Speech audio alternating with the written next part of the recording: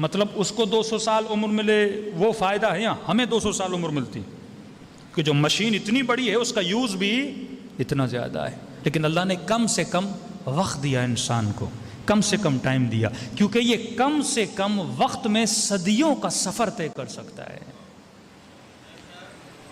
اگر انسان چاہے تو 1 منٹ میں 100 سال کا سفر طے کر سکتا ہے، اور اگر انسان نہ چاہے تو 60 سال میں بھی 60 صدیاں پیچھے جا سکتا ہے۔ مثال دوں گا آپ کو، جناب حر، ایک رات میں حر نے 1000 سال کا سفر طے کر دیا، ایک رات تھی۔ دیکھیے لمحوں میں انسان بدلتا ہے، لمحوں میں انسان سفر طے کرتا ہے۔ مثال کے طور پہ ایک جوان گناہ زنا کی طرف جا رہا ہے، کسی نامحرم خاتون نے اسے دعوت دی ہے، اب یہ قدم بڑھا رہا ہے جب گناہ کی طرف، یہ 1000 سال عالم برزخ میں خود کو پیچھے کر رہا ہے۔ لیکن وہیں پہ اگر خدا نے اسے ہدایت دی، خوف خدا اس کے دل میں آیا، امام زمانہ کا ادب اس کے دل میں آیا، اور وہیں سے یہ پلٹا، اس نے 100 سال کا سفر لمحوں میں طے کر دیا۔ یہ آپ کا جو ڈیسیژن ہوتا ہے، ودن دی سیکنڈز آپ 1000 سال کا سفر طے کرتے ہو، ودن دی سیکنڈز آپ 1000 سال پیچھے آتے ہو۔ حر ایک لمحے میں حسینی بنا، اور ابن سعد جو بچپن میں امام حسین کے ساتھ کھیلتا تھا، مولا کو جانتا تھا، ایک لمحے میں کیا بنا؟ خالدین فیہا، ابدی جہنم کی طرف چلا گیا۔ تو یہی جو آپ کے لمحے ہیں بڑے قیمتی ہیں۔ مولا امیر المومنین فرماتے ہیں اگر آخرت کے 1000 سال علی کو دیے جائیں، علی دنیا کا 1 گھنٹہ دینے کے لیے تیار نہیں ہے۔ دنیا ہے تو کم، منیمم دنیا میکسیمم آخرت کو بناتی ہے، منیمم دنیا ابدیت کو بناتی ہے۔ یہاں گناہ 5 منٹ کا ہوتا ہے، لیکن وہاں سزا ہمیشہ کے لیے ہوتی ہے۔ یہاں ثواب 5 منٹ کا ہوتا ہے، لیکن جنت ہمیشہ کے لیے ہوتی ہے۔ یہ خنجر جو امام حسین کے گلے پہ چلا تھا، کتنے منٹ کے لیے چلا ہوگا؟ میکسیمم 2 منٹس، 3 منٹس امام حسین کے گلے پہ خنجر چلا ہوگا، لیکن یہ خنجر کا چلنا جس نے شمر کو ہمیشہ کے لیے جہنمی بنا دیا۔ اور حر کو کتنے منٹ لگے ہوں گے خیمے سے نکل کر امام حسین تک پہنچنے میں؟ چند ہی منٹ لگے ہوں گے، لیکن ان چند منٹ میں حر حسین کی طرف سفر نہیں کر رہا تھا، بلکہ اپنی جنت کی طرف سفر کر رہا تھا۔ تو یہ آپ کے لمحے ہیں جو آپ کی زندگی میں سکون بناتے ہیں۔ یہ 1 گھنٹہ جو مجلس امام حسین میں آتے ہو، یہ مت سمجھنا یہ تمہاری زندگی کا 1 گھنٹہ ہے، بلکہ یہ 1 گھنٹہ نہیں ہے، تو 1000 سال اپنی آخرت کو بنا رہا ہے، عالم برزخ کو بنا رہا ہے۔ صلوات پڑھے محمد و آل محمد۔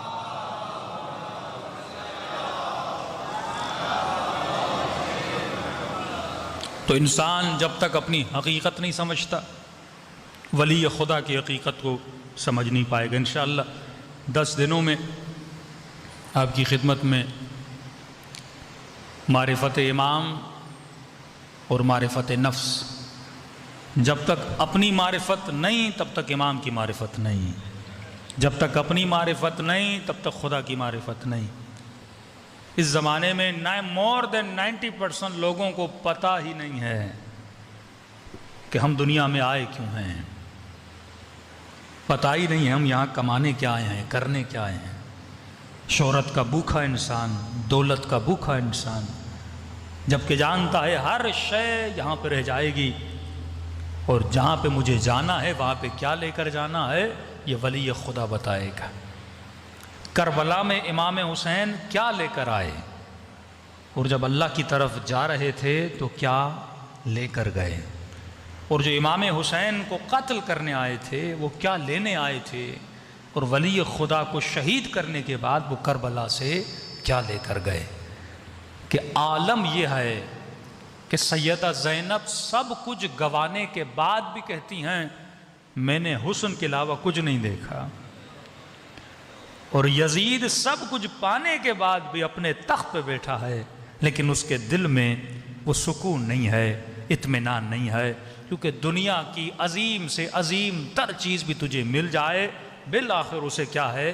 فنا ہے۔ تو اگر دنیا سے دل لگاؤ گے فنا ہو جاؤ گے، لیکن اگر بقا سے دل لگاؤ گے اللہ تجھے بقا عطا کرے گا۔ الا بذکر اللہ تطمئن القلوب، اللہ کے ذکر سے دل مطمئن ہوتے ہیں۔ اب یہ ذکر کیا ہے؟ انسان اس کو جانے۔ ذکر کا مطلب کیا ہے؟ جب تک دل میں محبت خدا نہیں ہے، جب تک اللہ کے ساتھ تمہارا کانٹا نہیں لگتا، فرماتے انسان سب سے پہلے جس گود میں آتا ہے وہ ماں کی گود ہے۔ ماں کی گود کے بعد کس گود میں آتا ہے؟